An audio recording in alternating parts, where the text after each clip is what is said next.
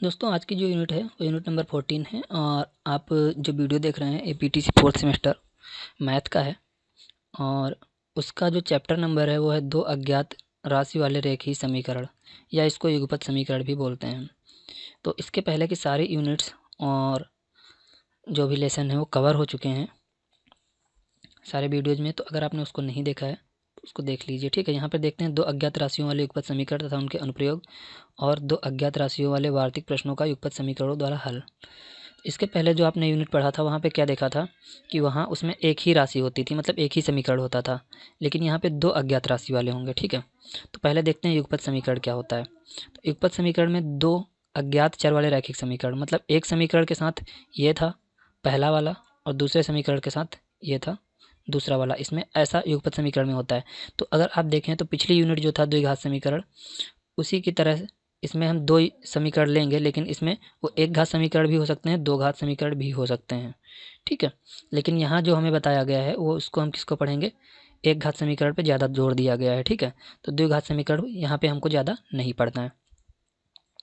हो सकता है एक दो क्वेश्चन मिल जाए, नहीं तो नहीं मिलेगा इसमें। और अगर ऐसा कुछ क्वेश्चन आता है तो आप देख लीजिएगा, इसी मेथड से सॉल्व कीजिएगा अगर उसमें युगपत समीकरण दिया गया है। नहीं तो आप बाय प्रोसेस जो ईजीएस्ट मेथड लगता है आप उससे सॉल्व करिए, क्योंकि ज़्यादातर क्वेश्चन में मेथड नहीं दिया गया होता है कि आपको क्वेश्चन किस तरीके से सॉल्व करना है, बस उसका ये दिया गया होता है कि इसको हल करिए, ठीक है। तो दो अज्ञात चर वाले रैखिक समीकरण हैं, इनके चरों पर विचार कीजिए। जैसे 2x plus y is equal to 5 हो गया, में x के सापेक्ष y का मान। तो x के सापेक्ष y का मान मतलब अगर हम x की ये वैल्यू रखते हैं तो y की ये वैल्यू आती है। अब कैसे आती है वो मैं बताता हूँ। जैसे यहाँ 2x plus y equal to 5 था, तो हमने क्या किया, y यहाँ पे रोक लिया और 5 उस साइड में था और 2x को उस साइड में मैंने भेज दिया, ठीक है। अब क्या करेंगे, x की वैल्यू पे रखेंगे, क्या 1 रखेंगे। तो अगर x की वैल्यू पे इसको हम ऐसे भी लिख सकते हैं x1, ठीक है। तो यहाँ पे रहा 5 और यहाँ पे 2 और यहाँ पे 1 हो गया, ठीक। तो आप देख सकते हैं क्या हुआ, 5 माइनस 2 हो गया, x की वैल्यू कितनी आ गई, 3 आ गई, जो यहाँ पे दिया गया है, ठीक है। सेम चीज़ है, अगर 2 रख के देखते हैं या 3 रख के देखते हैं तो यहाँ पे x2 आप रख के देख लीजिएगा, मैं x3 करके बता रहा हूँ। x3 रख के देखते हैं, मतलब यहाँ पे x3 का मतलब है कि ये वैल्यू रख रहे हैं, ठीक है। तब देखते हैं क्या ये आएगा कि नहीं आएगा। 5 हो गया, ठीक, 2 हो गया, यहाँ पे माइनस है और इनटू में क्या हुआ 3 होगा, तो क्या हो जाएगा 5 माइनस 6 हुआ, तो वैल्यू क्या आई, माइनस का 1 आ गई, ठीक। तो ये आ गया। इसी तरह से अगर हम माइनस की कोई वैल्यू रख के देखते हैं तो क्या हो जाएगा, उसकी ये वैल्यू आ जाएगी, वो प्लस में आएगी। इसका कहने का मतलब कोई ज़रूरी नहीं है, वो समीकरण के अकॉर्डिंग होता है, ठीक है। माइनस कभी कभी माइनस में रखते हैं तो माइनस में ही वैल्यू आती है, लेकिन इस समीकरण में अगर हम माइनस की वैल्यू रख रहे हैं, एक्स की -4 रख रहे हैं तो प्लस का 13 आएगा। देखिए y is equal to 5 minus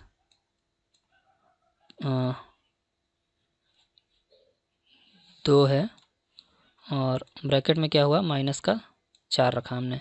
तो आपको पता है माइनस और माइनस का गुणा जो है वो प्लस में हो जाता है, तो यहाँ पे 4 दूनी 8 हो जाएगा, तो ये हो जाएगा 5 प्लस 8, जो किसके बराबर होता है 13 के, ठीक। तो इस तरह से कहने का मतलब है, जब हम कोई सारी कोई मतलब इक्वेशन होती है और उसमें x की वैल्यू रखते हैं जो इस फॉर्म की होती है युगपत समीकरण के, तो उसमें एक वैल्यू रख के हम दूसरी वैल्यू निकाल सकते हैं, ठीक है। जब x के सापेक्ष y का मान या y के सापेक्ष x का मान निकालना होता है, इस सिचुएशन में अगर y के सापेक्ष निकालना होता तो हम यहाँ पे y की वैल्यू रखते हैं, ठीक है। और ये सीरीज कैसे बनती, यहाँ पे जहाँ पे x था वहाँ पे y हो जाता और जहाँ पे y है वहाँ पे x हो जाता। कब, जब हम y के सापेक्ष x के मान निकालते, y के सापेक्ष x का मान निकालते, ठीक है, तब जाके ये सिचुएशन आती। नहीं तो जब x के सापेक्ष y का मान निकालेंगे तो ये सीरीज बनेगी, ठीक है। इसी तरह एक इस समीकरण के लिए सीरीज बनी है, तो आप इसको जरूर करके देखिएगा।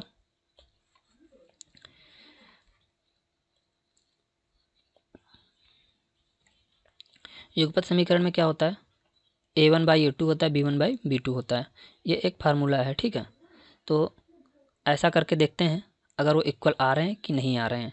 उससे क्या पता चलता है कि दो अज्ञात चर वाले रैखिक समीकरण a1x plus b1y plus c1 is equal to 0 तथा a2x plus b2y plus c2 is equal to 0 को युगपत समीकरण कहते हैं, ठीक है। कब युगपत समीकरण कहते हैं, जब a1/a2 और b1/b2 बराबर नहीं हैं। कब, जब a1/a2 और b1/b2 क्या हैं, बराबर नहीं है। ये देखिए यहाँ पे दिया गया है बराबर नहीं है। अगर वो बराबर हैं तो वो युगपत समीकरण नहीं होगा, ठीक है। चैनल सब्सक्राइब कर लीजिए और बेल नोटिफिकेशन दबा लीजिए, जिससे कि आपको हमारी जितनी वीडियो हैं उनकी इन्फॉर्मेशन मिलती रहे, ठीक है। चलिए देखते हैं युगपत समीकरण को हल करने की विधियाँ। प्रतिस्थापन विधि, पहली कौन सी है, प्रतिस्थापन विधि। दूसरी है विलोपन विधि, ठीक है। इसको सब्स्टिट्यूशन भी बोलते हैं। दो समीकरण हैं ऐसे, ठीक। तो इसमें हम क्या करते हैं, एक की वैल्यू निकाल लेते हैं और दूसरे में पुट कर देते हैं। एक समीकरण से x या y की वैल्यू निकाल लेते हैं और दूसरे समीकरण में रख देते हैं, या दूसरे समीकरण से x या y की वैल्यू निकाल लेते हैं और पहले में पुट कर देते हैं, रख देते हैं। तो क्या होता है, उससे एक की वैल्यू निकाल आती है। जैसे फॉर एग्जांपल यहाँ पे बता रहे हैं, इससे हमने क्या निकाला, x की वैल्यू निकाल लिया। तो जो +2 था और 2y वो क्या हुआ, उस साइड में चला गया और यहाँ पे 7 - 2y हो गया। अब हमने क्या किया, इस x के मान को समीकरण 2 में रख दिया। तो क्योंकि x है तो 2 के साथ x था, x की जगह हम क्या रखेंगे, 7 - 2y और प्लस में क्या है, y है, ठीक है। बराबर किसके है, 5 के। अब हमने क्या किया, इसको 2 को, क्योंकि ये ब्रैकेट में इधर है तो ये पूरे जहाँ तक ब्रैकेट लगा 2 वहाँ तक मल्टीप्लाई हो जाएगा। तो 2 सती कितना होता है, 14 होता है। या आप ऐसे कर लीजिए, जिसको हिंदी में प्रॉब्लम हो रही, 2 7 जा 14 होता है, -2 2 जा 4 होता है और ये हो गया y, ठीक है, plus y is equal to 5 हो गया। तो आप देख रहे हैं कि अगर हम 5 को इस साइड ले आएँ और इसको उस साइड ले जाएं, या फिर आप यहीं पे सॉल्व कर लीजिए 14 और यहाँ पे हो जाएगा -3y, क्योंकि एक y प्लस का है, और यहाँ पे हो जाएगा 5 को हम इस साइड में ले आए, -3y को उस साइड में लेके चले गए। तो ये होगा 14 - 5 और इज इक्वल टू 3y हो गया। तो अगर यहाँ पे देखें 3y, यहाँ 14 - 5 कितना बचा, 9 बचा, ठीक है। तो 3 1 जा 3, 3 3 जा 9, y की वैल्यू कितनी आ गई, 3 आ गई। अब एक समीकरण की वैल्यू हमें, एक रूट की वैल्यू हमें पता चल गई, एक y का मान हमें पता चल गया। अब इसमें हम रख देंगे पहले वाले में। तो देखिए यहाँ पे क्या था, 7 और यहाँ पे -2 की जगह पे 3 रखेंगे तो क्या हो जाए, -2 हो जाएगा, y की जगह पे 3 रख देंगे। तो अगर 7 - आप 6 करते हैं तो क्या आता है, 7 - 6 करते हैं तो क्या आता है, प्लस का 1 बचेगा, ठीक है। +1 लिखते नहीं है तो मतलब 1 बचेगा। तो यहाँ से आपको दोनों वैल्यू पता चल गई। x का जो मान है वो क्या होगा, 1 आएगा, और y का जो मान है वो क्या आएगा, 3 आएगा। इसको हम क्या बोलते हैं, जिस विधि से मैंने सॉल्व किया है इसको क्या बोलते हैं, प्रतिस्थापन विधि। अब आपको अगर, ये तो हो गया नॉर्मल वे सॉल्व करने का तरीका। अब अगर आपको बाई स्टेप लिखना है तो जो जो मैं बोलता जा रहा हूँ उस तरह से आप लिखते भी चले जाएंगे। जैसे बताता हूँ, यहाँ पे y बराबर 3 हो जाएगा। अब जैसे मैंने यहाँ पे रखा था समीकरण 2 में मान, तो यहाँ पे आप लिखेंगे समीकरण 1 का मान समीकरण 2 में रखने पर, ऐसे लिखते रहेंगे, ठीक है।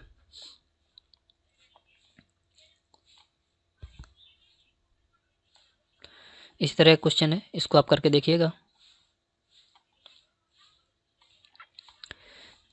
दूसरी विधि देखते हैं, विलोपन विधि। विलोपन विधि में क्या होता है, x और y को मान को कैंसिल कर देते हैं। कैसे, जैसे ये दो समीकरण हैं तो हम क्या करते हैं, इनको जोड़ देते हैं।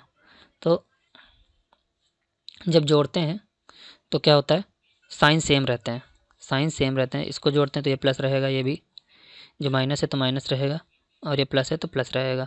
लेकिन जब माइनस करते हैं तो क्या होता है, साइन बदल जाते हैं। तो ये क्या हो जाएगा, x + 2x 3x हो जाएगा, और +y - y क्या हो जाएगा, 0। तो ये यहाँ पे 0 हो जाएगा, और 8 7 कितना हो जाएगा, 15 हो जाएगा। ठीक है, तो x की वैल्यू यहाँ पे क्या आएगी, 15/3 तो बराबर आएगा 5। अब जब x की वैल्यू 5 आई तो y की वैल्यू क्या आएगी, इससे अगर तो x जो उस साइड में चला जाएगा तो 7 - 5 बराबर 2। यहाँ सिंपल सी बात आपको पता चल गया, x जो है वो किसके बराबर है, 2 के, और y का मान जो है वो 5 के बराबर है। ठीक है, ये आपका आंसर हो गया। इस विधि को क्या कहते हैं, विलोपन विधि। ठीक, ये आपके दोनों मान दिए गए हैं।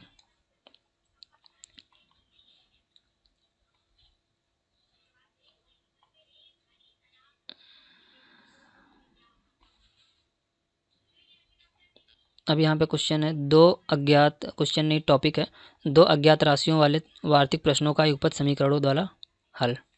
ठीक है, इसको करते हैं। एक आयत की लंबाई उसकी चौड़ाई से 5 सेंटीमीटर अधिक है। यदि आयत का परिमाप 40 सेंटीमीटर हो तो इसकी लंबाई तथा चौड़ाई ज्ञात कीजिए। लंबाई उसकी चौड़ाई से 5 सेंटीमीटर अधिक है, तो लंबाई माना L है। ठीक है, और वो 5 सेंटीमीटर अधिक है किससे, चौड़ाई से। ठीक है, तो चौड़ाई को हम b मानते हैं, b फॉर ब्रेथ होता है, L फॉर लेंथ होता है। ठीक है,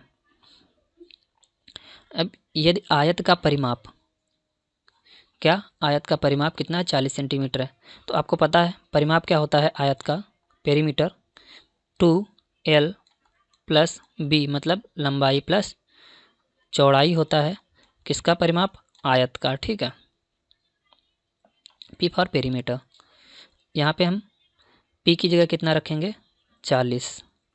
p की जगह पे कितना रखेंगे, 40, और 2 तो 2 ही रहेगा, और यहाँ पे b की जगह पे क्या रख देंगे, L प्लस b की जगह पे रखेंगे L प्लस 5। ठीक, अब आगे देखते हैं। सिंपल सी बात है, 2 का पूरे में गुणा हो रहा है, तो चाहे समझ लीजिए ये यहाँ पे आके अपॉन में बटे में आ जाएगा, तो 2 से कैंसिल हो जाएगा, या यहीं से काट दीजिए, 2 2 दून मतलब 2 1 जा 2, 2 2 जा 4, और ले लिया हमने 0। इधर इधर का कितना हुआ, अगर देखा जाए तो 2L को हमने जोड़ा, इसको इस साइड में ले आए और उसको उस साइड में ले आए, बराबर के इस पार नहीं ले जा रहे हैं, बस ऐसे ही लिख रहे हैं। तो ये हो गया 2L प्लस 5 इक्वल टू 20 हो गया। 5 इस साइड में चला गया तो क्या हो जाएगा, माइनस का हो जाएगा, तो 2L बराबर 20 माइनस 5 हो गया। ठीक, तो अब L बराबर यहाँ पे रखेंगे 15/2, तो L की वैल्यू क्या आएगी, 7.5 सेंटीमीटर। ठीक, अब L ये आया है, तो लंबाई के बाद चौड़ाई भी ज्ञात करनी है, तो L 7.5 है, तो B कितना हो जाएगा, B जो हो जाएगा आपका 12.5 हो जाएगा। क्यों, क्योंकि लंबाई जो थी वो क्या थी, और चौड़ाई जो है वो 5 सेंटीमीटर अधिक है, तो यहाँ पे हम जोड़ लेंगे 7.5 प्लस 5, तो कितना हो जाएगा, 12.5 सेंटीमीटर। इस तरह से आप क्वेश्चन कर सकते हैं इसके। ठीक है, ये यहाँ पे आंसर दिया गया, ये क्वेश्चन है, इसको देख लेते हैं। तो यहाँ पे जैसे हमें समीकरण बनाना है, तो 3 मेज और 5 कुर्सी का मूल्य यहाँ पे 5 हो जाएगा। 5 कुर्सी का मूल्य 1000 रुपये, 5 मेज और 2 कुर्सी का मूल्य 970 रुपये। एक मेज और एक कुर्सी का अलग अलग मूल्य ज्ञात करना है। ठीक है, तो समीकरण मेज को हमने माना क्या है, x है, और कुर्सी को y मान लिया। ठीक है, मेज को x, कुर्सी को y मान लिया, तो दोनों साथ में और लगा हुआ है कि दोनों का मूल्य 970 है। तो इस तरह हम जोड़ देंगे और समीकरण बनाएंगे। पहला वाला बनाएंगे 3x plus 5y is equal to 1000 हो गया। ठीक है, अब ये समीकरण 1 हो गया। और दूसरा क्या होगा, 5 मेज, तो ये हो जाएगा 5x प्लस 2 कुर्सी का मूल्य कितना है, 970 रुपये है, 970 रुपये है। इसको हमने समीकरण 2 मान लिया। ठीक है। अब समीकरण 1 से ये आपको लिखना पड़ेगा। 1 से क्या बनेगा, अगर हम वैल्यू निकालते हैं x की या y की, ठीक है, तो यहाँ से हम y की वैल्यू निकालते हैं, तो ये हो जाएगा 5y, क्या हो जाएगा 5y, और ये 3x उस साइड में चला जाएगा, तो 1000 माइनस 3x। अब y बराबर क्या हो जाएगा, 1000 माइनस 3x, और बटे में क्या हो जाएगा 5। इसको हमने समीकरण 3 मान लिया। ठीक है। अब समीकरण 3 का मान समीकरण 2 में रखने पर, समीकरण 3 का मान जो है वो किस में, 2 में रखने पर, कौन सा 2, जो हमने बनाया ना कि ये वाला, ठीक है, 2 में रखने पर। तो इसको सॉल्व करते हैं। यहाँ पे 5x है, क्या है 5x है,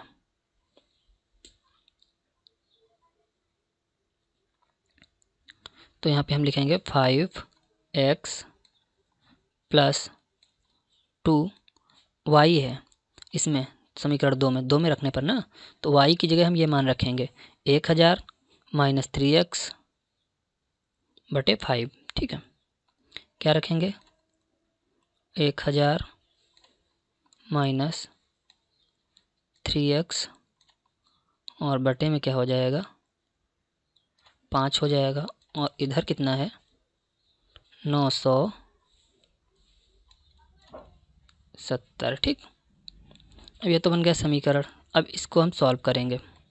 इसको सॉल्व करने का तरीका, 5 को आप इधर गुणा कर दीजिए, इस 5x से इससे गुणा कर दीजिए, तो ये पूरा कैंसिल हो जाएगा। मैं यहाँ पे लिखता हूँ, तो ये हो जाएगा 25x हो गया, और प्लस 2 का अंदर गुणा हो जाएगा, तो ये हो गया 2000। ठीक, माइनस 6x, और इधर गुणा हो जाएगा तो 0, और 5 सते 35 होता है, और कैरी जो हुआ वो 3 हुआ, तो 5 9 45 होता है, 45 3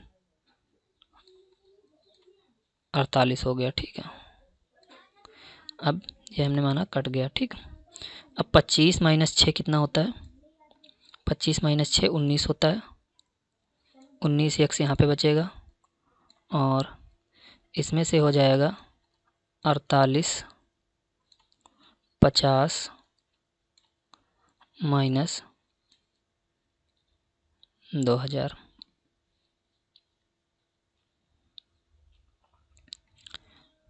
ठीक, तो ये बचेगा 19x, और बराबर हो जाएगा यहाँ पे 28 50। ठीक है, ठीक है, इसको 19 से कैंसिल आउट कर देंगे, तो ये आ जाएगा 19 से 19, और यहाँ हुआ, यहाँ बचेगा आपका 9 और 5 95, मतलब 95, तो 19 बचे 95 हो जाएगा, तो ये 150 आ जाएगा। ठीक है, तो x की वैल्यू क्या आ गई 150। x हमने किसको माना था, मेज को माना था, तो x की वैल्यू 150 आ गई। अब ये x का मान किस में रखेंगे हम, इस वाले समीकरण 3 में, तो y निकल आएगा। ठीक है, y इज इक्वल टू क्या था, 1000 माइनस 3x था, और 3 गुणे 150 बटे 5, यही था।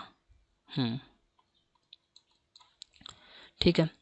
अब इसको यहाँ तो 1000 रहेगा और 150 का 3 बार गुणा करेंगे तो कितना हो जाएगा, 450 हो जाएगा बटे 5 हो जाएगा। तो यहाँ बचेगा 550 बटे 5। इसका कैंसिल कर देंगे, 5 गन्ने 5, 5 गन्ने 5, तो 110 बचा। तो y बराबर क्या आ गया, 110। और x बराबर क्या आया था, 150। ठीक है, ये क्या थी, मेज, और ये क्या थी, कुर्सी। ठीक है, ये कुर्सी थी। तो ये दोनों रेट सही आ गए। इस तरह से इसके क्वेश्चन सॉल्व करने हैं। ठीक है,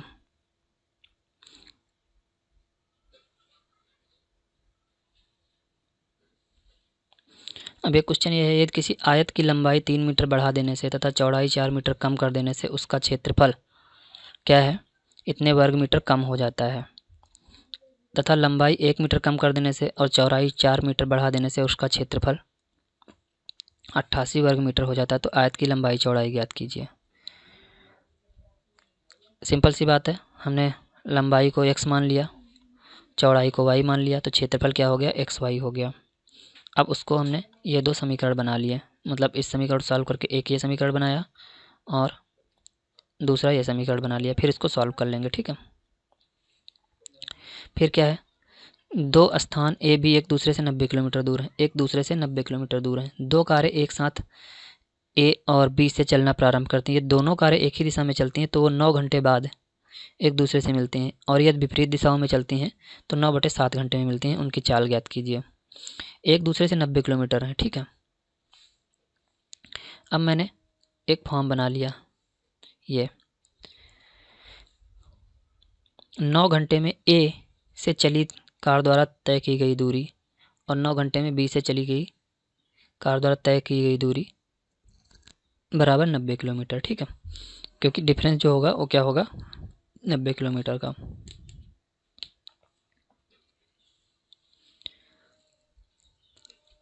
इसी तरह हमने एक समीकरण ये बनाया और दूसरा समीकरण यहाँ इसको लेके ये बना लिया। फिर दोनों को उसी तरह सॉल्व कर लेंगे। ठीक है, ये आ जाएगा। राम और श्याम की आयु का अनुपात ये है, उनके व्यय में अनुपात 3/2 है। यदि प्रत्येक 5000 रुपये मासिक बचाता है तो उनकी आय अलग अलग ज्ञात कीजिए। x/y एक ये क्वेश्चन हुआ और एक ये समीकरण बन गया। और फिर राम द्वारा व्यय की गई धनराशि x - 5000 और श्याम द्वारा व्यय की गई y - 5000। इसको लेके हमने एक समीकरण और ये बनाया। फिर दोनों को सॉल्व कर लेंगे उसी मेथड से, जो भी आप मेथड लगाइए। ठीक है, चाहे विलोपन विधि लगाइए चाहे प्रतिस्थापन विधि लगाइए। 700 को ऐसे दो भागों में बांटिए कि एक भाग 40% दूसरे भाग के 60% से 80 अधिक है। तो 700 का पहले 40% निकालते हैं, फिर 60% निकालते हैं। ऐसे करके पहले दोनों निकाल लेते हैं। 700 का 40% जो आया वो इतना आया, मतलब x का, और फिर दूसरे भाग का ये आया, और हमने क्या किया, दोनों को माइनस कर दिया। वो क्या है, 80 अधिक है। तो इसको इस तरह रख लिया और फिर इसको सॉल्व कर लेंगे। ठीक है, अब इसमें क्या है, आपको संख्या संबंधी, भिन्न संबंधी, आयु संबंधी, ज्यामिति संबंधी, अनुपात संबंधी, प्रतिशत संबंधी प्रश्न जो है वो करवाए जा चुके हैं। तो ये आप एग्जाम्पल देखना अगर जो कुछ समझ में नहीं आ रहा, क्योंकि एग्जाम्पल था इसलिए मैंने इस पर ज़्यादा जोर नहीं दिया। अब चलते हैं आगे बढ़ते हैं अंक संबंधी प्रश्न पे। 2 अंकों की एक संख्या दहाई का अंक इकाई के अंक से 3 कम है। यदि संख्या के अंकों के जोड़ की 4 गुनी हो तो वह संख्या बताइए। इसको देख लीजिए। मान लीजिए कि संख्या के दहाई का अंक x है और इकाई का अंक y है। तो अगर हम x + y करेंगे, ठीक है, अगर x + y करेंगे तो क्या वो संख्या 2 अंकों की बन जाएगी? बिल्कुल नहीं बनेगी। क्यों? देखिए, अगर x की जगह 1 रखें और y की जगह भी 2 रख देते हैं तो ये तो 3 हो गया। तो इसमें क्या है, सिर्फ इकाई है, दहाई तो है नहीं। इसलिए हमने क्या किया, दहाई के अंक के साथ में 10 ले लिया। ठीक है, तो अब अगर रख के देखिए, अब रख के देखेंगे तो यहाँ पे क्या हो जाएगा, अगर 1 रखेंगे तो 10 + 2 2 अंकों की संख्या हो गई। तो बात यह थी कि इसको 2 अंकों की संख्या बनाना था, इसलिए हमने 10 लिया। अब देखते हैं पहली शर्त क्या है। 2 अंकों की संख्या, एक संख्या दहाई का अंक इकाई के अंक से 3 कम है। तो इकाई का अंक कितना है? इकाई का अंक y है। अब y से 3 कम है, ये तो शर्त अनुसार हो गया। ठीक, अब दूसरी शर्त क्या है? दूसरी शर्त देख लेते हैं।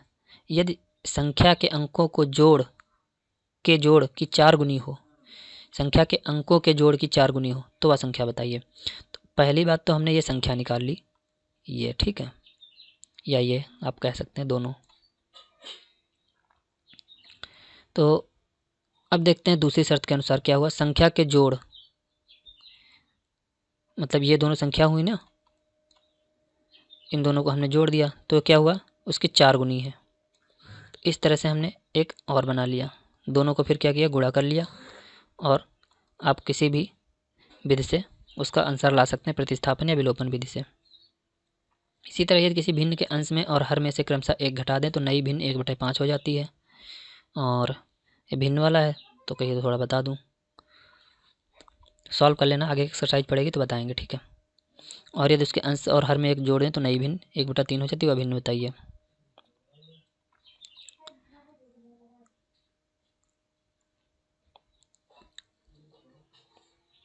ये एक्सरसाइज काफ़ी लंबी है, और यहाँ चलिए एक्सरसाइज पे चलते हैं, ठीक है। इस समीकरण में x और y का मान बताइए। x का मान y के पदों में होगा, तो सिंपल सी बात है, यहाँ पे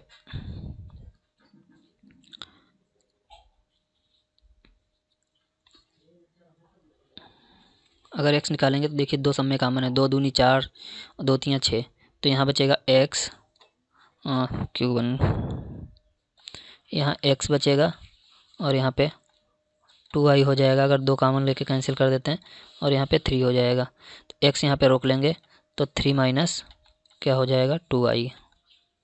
ऑप्शन नंबर सेकंड सही है। समीकरण ये x plus y equal to 4 तथा समीकरण 5x plus 12y equal to 7 को हल करने पर x और y का मान होगा। क्या करेंगे, इससे हम एक वैल्यू निकाल लेंगे, किसकी, y की, ठीक है। तो y क्या हो जाएगा, 4 माइनस x हो जाएगा, और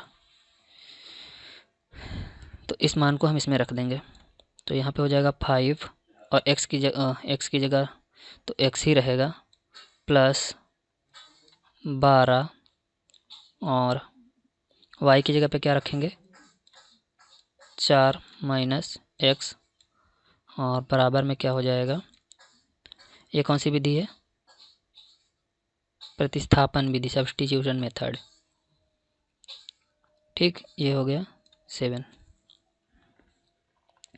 तो इसको मल्टीप्लाई किया, 5x हो गया, प्लस 12 चौके 48 हो गया, और माइनस का 12x हो गया, बराबर 7 हो गया, ठीक। अब 5x माइनस 12x तो कितना बचा, माइनस का 7x, और 48 उधर चला गया, तो ये हो गया माइनस का 41 बचेगा, अगर 7 उसमें से माइनस हो जाएगा, 48 में से 7 प्लस का था, 48 माइनस का था, तो माइनस 41 बचेगा। तो x की वैल्यू जो आएगी क्या आएगी, माइनस 41/7, ठीक है। तो अब सिंपल सी बात है, माइनस 41/7 नहीं आ रहा है, प्लस आ रहा है, क्योंकि ये माइनस कैंसिल आउट हो जाएगा तो प्लस आएगा। प्लस 41/7 इसी में है और किसी में है नहीं, तो हमें नेक्स्ट देखने की ज़रूरत ही नहीं है, हम इसी को टेक कर देंगे, ठीक है। चलते हैं नेक्स्ट पे। मैं x और y का मान निकालिए, तो सिंपल सा क्वेश्चन है, इसका मान निकाल लीजिएगा। x की वैल्यू 2 आ जाएगी इसमें, और y की वैल्यू 1 आ जाएगी, ये आंसर सही है। निम्नलिखित समीकरणों को हल कीजिए। ये तो सब्स्टिट्यूशन मेथड का है, तो इसमें से इसकी एक वैल्यू निकाल लेना, और इसको मैं करवा दे रहा हूँ, ये आप सॉल्व कर लेना। कुछ नहीं, ये प्रतिस्थापन विधि से आप इसको हल कर सकते हैं, आप मान निकाल के, जैसे करवा रहे हैं क्वेश्चन। पहला क्या हो जाएगा, इसका दूसरा 15x, क्योंकि इसका ऐसे ऐसे गुणा होगा, कैंची गुणा, तो ये हो जाएगा 15x plus 7y is equal to 7 गुणे 15 गुणे 3।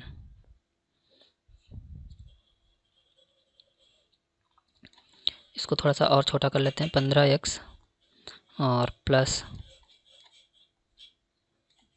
7x और ये हो जाएगा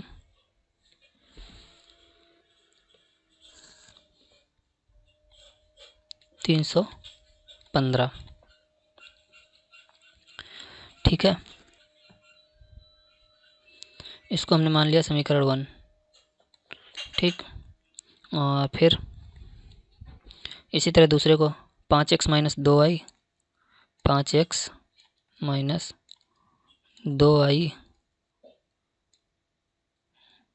x बराबर 5 दूनी 10 चौके 40।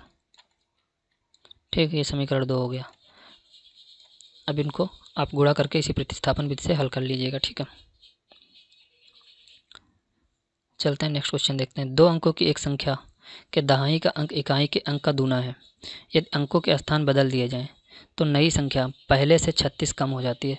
संख्या ज्ञात कीजिए।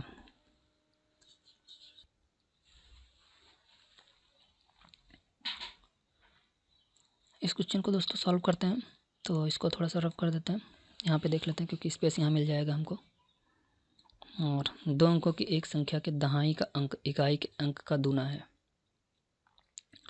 सबसे पहले मानते हैं कि इकाई का अंक जो है वो y है और इसको इकाई माना है हमने और दहाई को x मान लिया है। ठीक है, तो यहाँ से निकालते हैं 2 अंकों की संख्या दहाई का अंक इकाई के अंक का दूना है। तो इकाई के अंक का दूना, इकाई को हमने y माना है तो मतलब इसका दूना है, तो इसको लिखते हैं समीकरण के रूप में।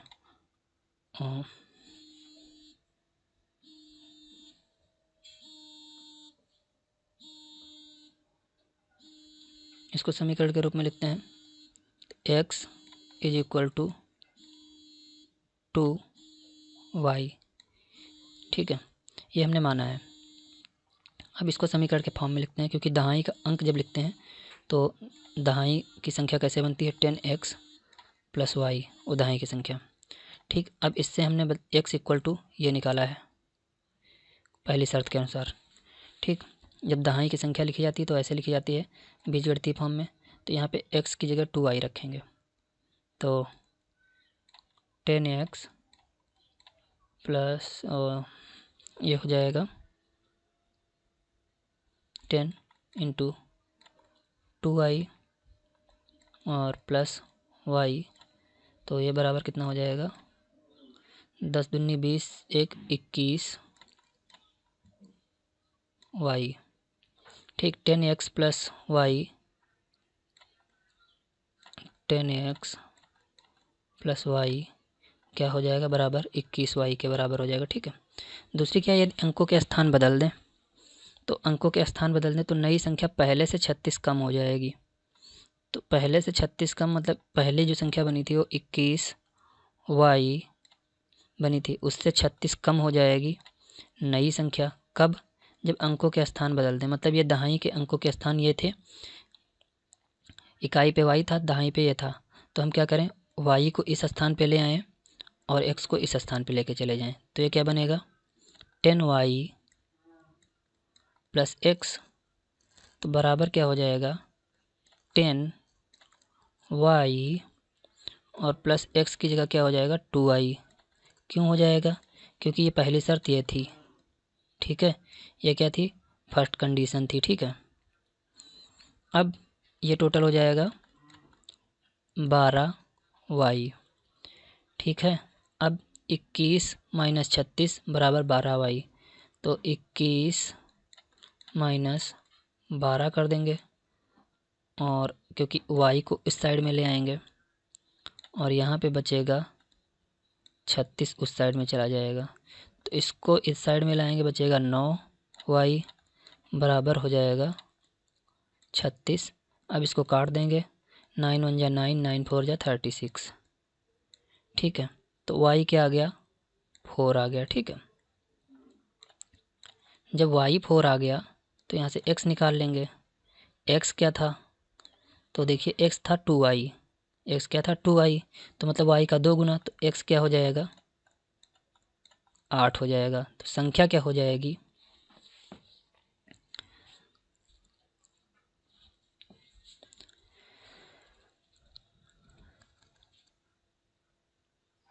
संख्या आपकी हो जाएगी 10, x की जगह 8 रखेंगे, ठीक है, प्लस y की जगह 4 रखेंगे, तो आ जाएगा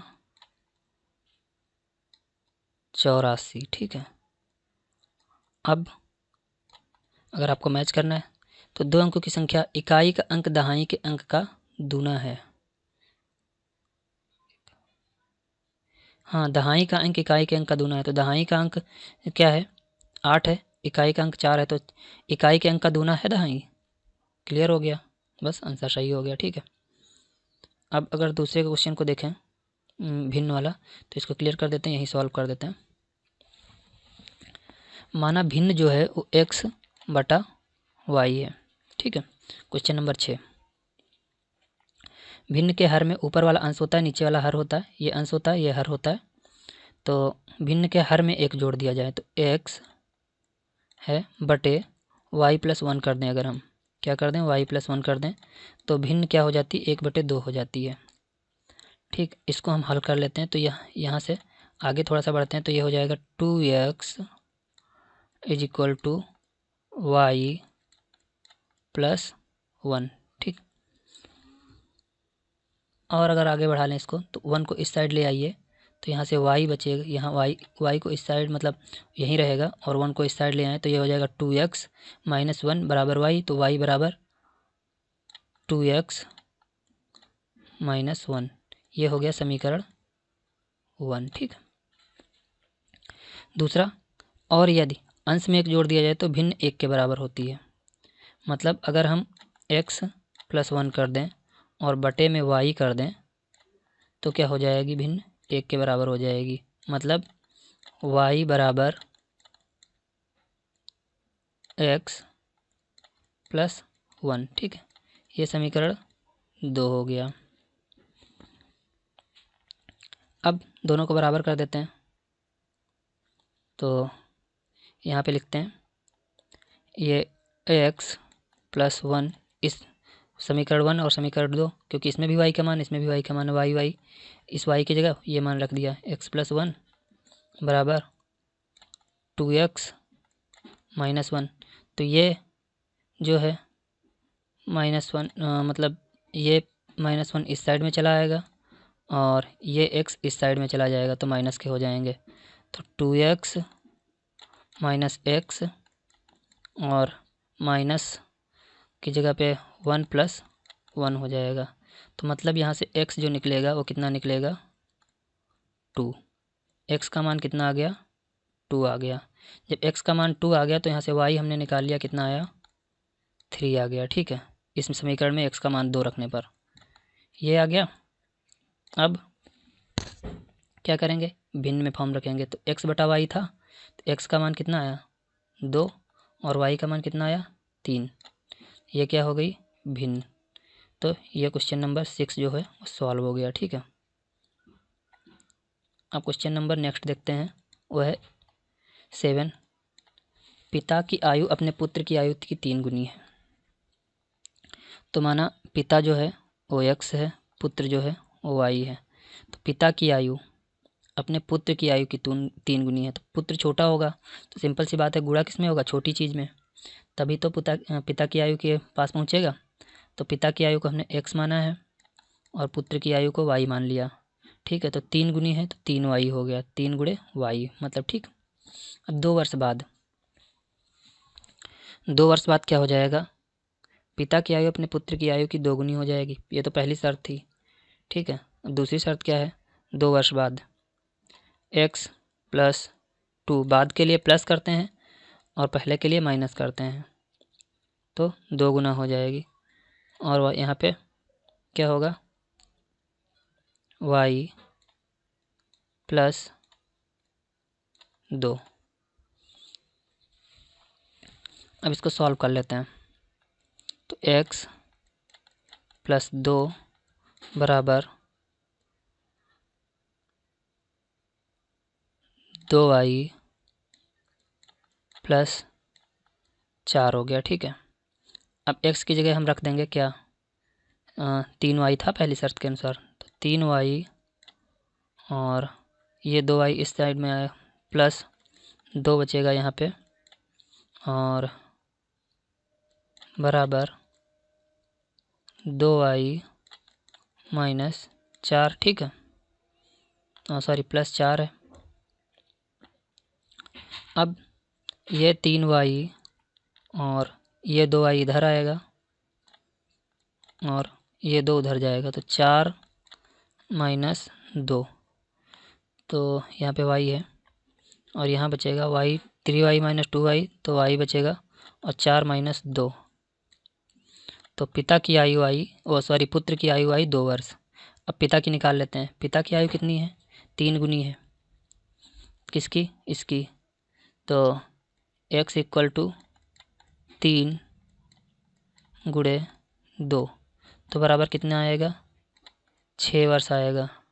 ठीक है, तो क्या ये पॉसिबल है पिता की आयु 6 वर्ष हो, ये हो नहीं सकता। ठीक है, क्योंकि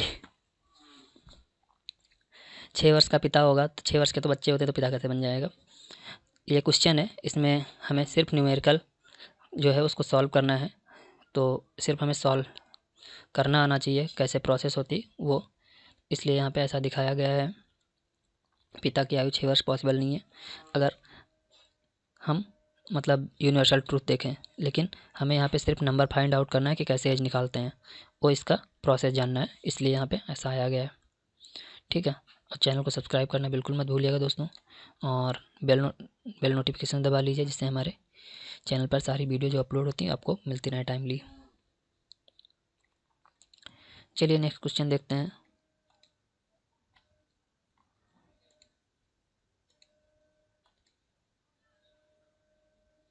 क्वेश्चन नंबर 8 है, एक त्रिभुज के 2 कोणों का अनुपात कितना है, 5/4 है।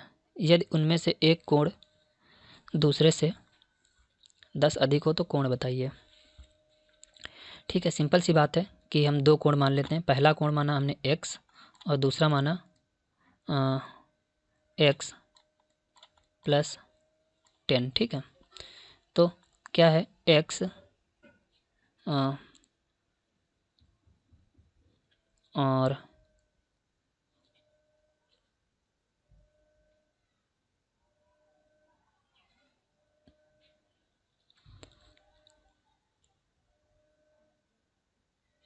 x + 10।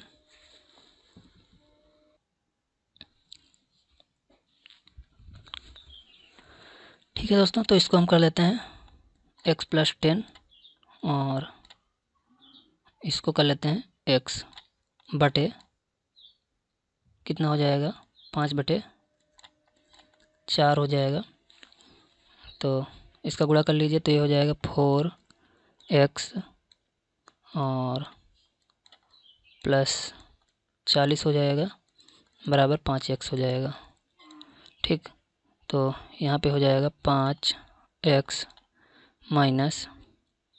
4x बराबर कितना हो जाएगा, 40 हो जाएगा। ठीक है, तो x बराबर कितना आ गया, 40 आ गया।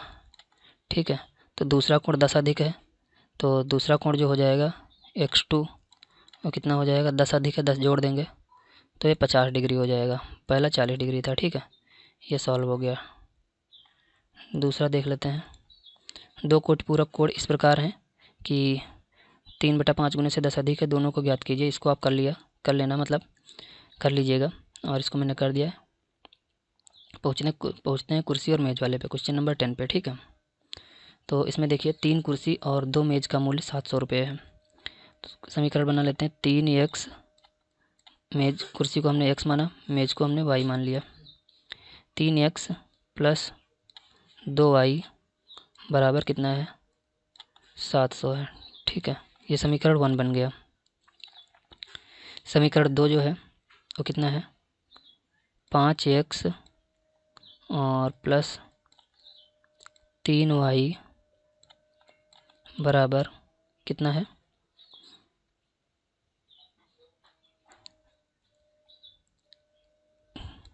1100 है। ठीक, तो ये समीकरण 2 हो गया। अब विलोपन विधि में क्या होता है, जिसको हमको गायब करना होता है उसके पास में जो नंबर होता है उससे गुणा करते हैं।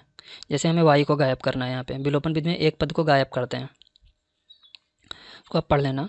तो जैसे हमें x या y को गायब करना है तो हमें यहाँ पे पहले y को गायब करना है, मतलब हमें कुर्सी का निकालना है। अगर x का, यहाँ पे सिंपल सी बात देखिए, अगर हमें x को विलोपन करना होता है x का, तो हम x के इस 3 से इस पूरे समीकरण को गुणा कर देते हैं, इसको भी और इसको भी गुणा कर देते हैं। ठीक है, और इस वाले x को इससे गुणा करेंगे और इससे गुणा करेंगे और इससे गुणा कर देंगे, और उसके बाद जो आएगा वो नीचे लिख देंगे समीकरण 1। समीकरण मतलब 1 से 2 बनेगा, 1 से 3 बनेगा और 2 से 4 बनेगा। फिर उनको क्या करते हैं, जोड़ या घटा लेते हैं। इसी तरह अगर हमको y को गायब करना होता है तो क्या करते हैं, x वाले सारे टर्म्स हटा देते हैं और फिर y से इसको गुणा करते हैं, इसको गुणा करते हैं, इसको गुणा करते हैं, समीकरण 3 बना लेते हैं। फिर ऊपर वाले y से क्या करते हैं, इसको गुणा करते हैं, इसको गुणा करते हैं, इसको गुणा करते हैं और समीकरण 4 बना लेते हैं। ठीक, अब देखिए मैं आपको करके दिखा रहा हूँ। मैं y गायब कर रहा हूँ यहाँ पे, मतलब y का विलोपन करना है। तो यहाँ पे 3 है तो मैंने इसको गुणा किया तो कितना हुआ, 3 त्रिक का 9x हुआ। ठीक है, और फिर इसका गुणा किया तो 3 दूनी 6y हो गया। ठीक, बराबर इसका 3 से गुणा किया तो 7 त्रिक 21, 100 हो गया। इससे हमने समीकरण बनाया 3। ठीक, अब क्या करेंगे, इस 2 से इसका गुणा करेंगे 5 से, तो 5 दूनी कितना हुआ, 10, 10x हो गया। फिर 3 दूनी 6 हुआ, 3 दूनी 6 हुआ। अब क्या करेंगे, फिर इसका गुणा कर देंगे 2 से, तो कितना हो जाएगा, 11 दूनी 22। ठीक, अब ये क्या हो गया, समीकरण 4। ठीक है, मैं तो डायरेक्टली माइनस कर सकता हूँ लेकिन हो सकता है आपको कन्फ्यूजन हो जाए। तो यहाँ पे देखिए क्या कर रहे हैं, इसको कर देंगे माइनस, समीकरण 3 से 4 को माइनस कर देंगे, क्या कर देंगे, माइनस। ठीक है, या आप 4 से 3 को भी माइनस कर सकते हैं। तो माइनस करेंगे तो ये 6y क्या हो जाएगा, घट जाएगा, कैंसिल हो जाएगा। यहाँ 9x माइनस 10x तो क्या बचेगा, माइनस का x बचेगा, और यहाँ पे माइनस का x बचेगा और यहाँ पे क्या बचेगा, माइनस का 100 बचेगा। ठीक है, तो माइनस माइनस कैंसिल हो जाएगा, x बराबर 100 रुपये आ जाएगा। मतलब जो मूल्य है हमारा किसका, कुर्सी का, वो 100 रुपये आ गया। ठीक है, तो जब इसका मूल्य 100 रुपये आ गया तो उसका निकाल लेते हैं, किसका, मेज का। तो x की जगह क्या रखेंगे, 3 गुणे 100 करेंगे प्लस 2y करेंगे बराबर 700, समीकरण फर्स्ट में x का मान रखने पर। तो ये हो जाएगा 2y बराबर 700 माइनस 300। ठीक है, तो ये हो जाएगा 400। ठीक, तो y बराबर 200, क्योंकि ये बटे 2 हो जाएगा, ये वाला 2 यहाँ से कट जाएगा। ठीक है, तो 200 बचेगा। तो y का जो मूल्य है वो कितना आ जाएगा, 200 रुपये। मतलब मेज़ का मूल्य एक कितना हुआ, 200 रुपये, कुर्सी का मूल्य 100 रुपये हुआ। तो दोस्तों आज के वीडियो में इतना ही, मिलते हैं नेक्स्ट वीडियो के साथ और नेक्स्ट यूनिट के साथ। तो वीडियो अच्छा लगा हो तो लाइक और कमेंट कीजिए अगर कोई प्रॉब्लम होती है। सब्सक्राइब करना बिल्कुल मत भूलिए। मिलते हैं नेक्स्ट टॉपिक के साथ, ठीक है। थैंक यू दोस्तों।